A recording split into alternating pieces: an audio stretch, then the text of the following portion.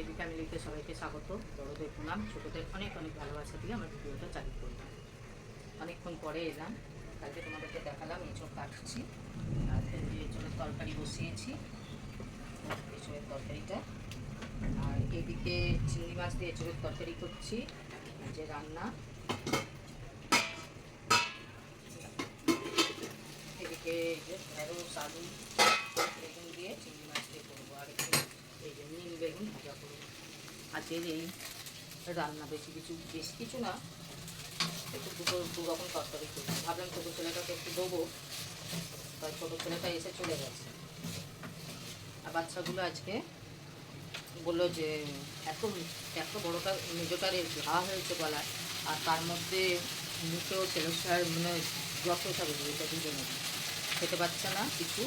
আজকে বললো একটুখানি কামিনী চালে মার ভাত করে দেবো। বাংলা সাইডে তো ভাবলাম ছোটো ছেলেটাকে একটু এঁচড়ের তরকারি দেবো, বলছে না আজকে আর নিয়ে যাবো না, বাচ্চারা খাবে না, রেখে দেবো, কালকে নিয়ে যাবো।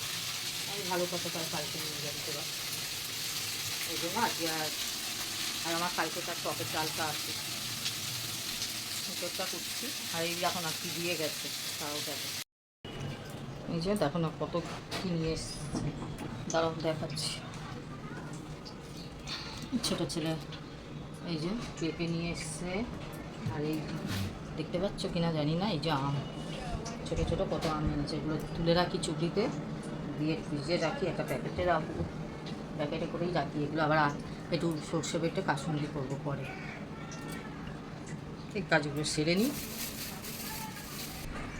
এখানেই শেষ করছি, এই শুরু করলাম, এই শেষ করছি। আবার কালকে দেখা হবে নতুন ভিডিওর সাথে। আমি ছোটো ছোটোই ভিডিও এখন করবো, কিছু করার নেই, একটু নাপিটার জন্য সকাল থেকে করতে পারছি না, জানো তো।